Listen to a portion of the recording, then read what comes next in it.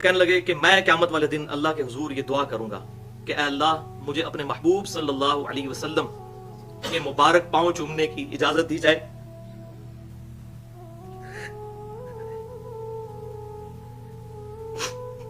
جن کی حدیث کی میں نے خدمت دنیا کے اندر کی ہے. ہم بھی اللہ سے دعا کرتے ہیں اللہ تعالیٰ شیخ صاحب کو قیامت والے دن یہ توفیق دے کہ نبی صلی اللہ علیہ وسلم کے پاؤں مبارک چومے، اور ہمیں بھی قیامت والے دن یہ توفیق نصیب ہو کہ ہم آپ صلی اللہ علیہ وسلم کے مبارک پاؤں کو بوسہ دیں. دو یہودی آپ صلی اللہ علیہ وسلم کی خدمت میں حاضر ہوئے. رسول صلی اللہ علیہ وسلم بنی اسرائیل کے لیے جو 9 نشانیاں تھی کھلی، وہ ذرا بتائیے کون سی ہیں جو اللہ تعالیٰ نے چیزیں ہم پہ حرام کی تھی بنی اسرائیل پہ. تو آپ صلی اللہ علیہ وسلم نے ارشاد فرمایا کہ وہ 9 نشانیاں یہ ہیں. پہلی چیز یہ کہ اللہ کے ساتھ کسی کو شریک نہ ٹھہرانا. وہ جو 10 کمانڈمنٹس بھی آئی ہیں سورہ بنی اسرائیل کی آیت نمبر 23 سے 39 تک. وَقَضَىٰ رَبُّكَ أَلَّا تَعْبُدُوا إِلَّا إِيَّاهُ، اور تمہارے رب نے یہ بات طے کر دی تھی مت پوجنا کسی کو سوائے اس کے. دوسری چیز چوری نہ کرنا. تیسری چیز زنا نہ کرنا. چوتھی چیز ناحق کسی کو قتل نہ کرنا.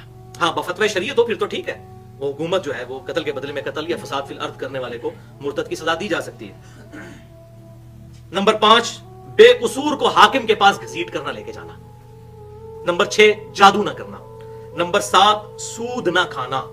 نمبر 8 پاک باز عورت پر زنا کی تہمت نہ لگانا.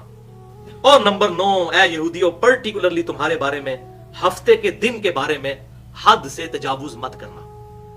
یہ 2 طرح کا تجاوز انہوں نے کیا. ایک تو وہ ہیلا کر کے تو مچھلی پکڑ لیا کرتے تھے. دوسرا یہ کہ بعض ایسے فنیٹک تھے کہ وہ اس دن باقی سارے کام چھوڑ کے بیٹھ جایا کرتے تھے، کوئی کام بھی نہیں کیا کرتے تھے، حالانکہ صرف وہ چیز منع کی گئی تھی.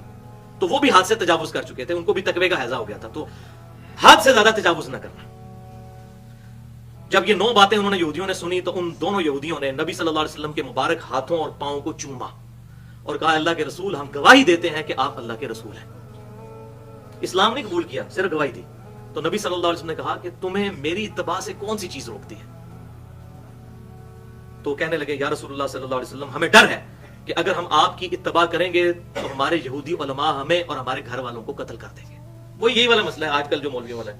ذرا سی کو بات مانیں گے تو مولوی کہہ دیں گے گنڈا سنگھ تو وابی ہو گیا. وہ سنا نا پنجابی کا معاملہ. تو ایسا زہریلا لفظ بول دو، کوئی بات کر دے اہل بیت کی کہہ دو کہ رافضی ہو گیا، کوئی توحید کی بات کر دے کہہ دو یہ وہابی ہو گیا، کوئی صحابہ کی بات کر دے کو دیوبندی ہو گیا، کوئی نبی صلی اللہ علیہ وسلم کی بات کر دے کو بریلوی ہو گیا، تاکہ اگلے کی مت ماری جائے وہ بات ہی نہ سنے.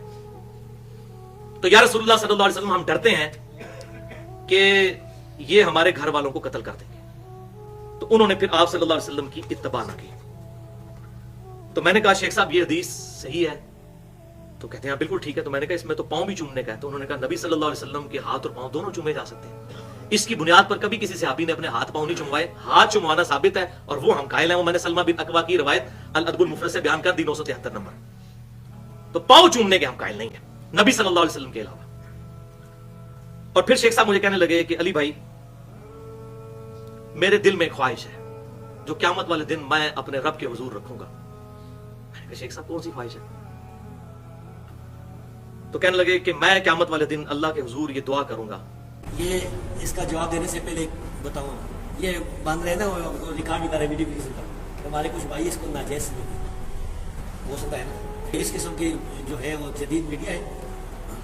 بڑا میں نے بھی نہیں کہا تھا یہ بھائی اپنی مرضی سے آئے، اور یہ وہ بھائی ہے جو اللہ کی فضل سے بریلیوں سے لیتی تھی. پچھلے سال میرے پاس آئے تھے، اس وقت تحقیق کر رہے تھے. تو یہ تحقیق کے بڑے بڑے میرے خیال میں نام نہ لوں، بہتر ہے ان علماء کے پاس نہیں. اور میرے پاس جب آئے الحمدللہ ادھر بھی انہوں نے سمجھا سوال جواب.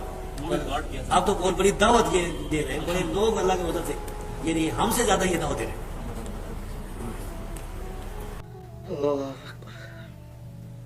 اللہ تعالیٰ سے دعا ہے جو حق بات میں نے کہی ہمارے دلوں میں راسخ فرمائے، اور اگر جس بات میں میرے منہ سے کوئی غلط بات نکل گئی تو اللہ تعالیٰ ہمارے دلوں سے محو کر دے. ہمیں کتاب و سنت کی تعلیمات کو اجماع کو حجت مانتے ہوئے خود اس پر عمل کر کے دوسرے بھائیوں تک پہنچانے کی توفیق عطا فرمائے. سبحانک اللہم و بحمدک اشہد ان لا الہ الا انت استغفرک و اتوب الیک وما علینا الا البلاغ المبین.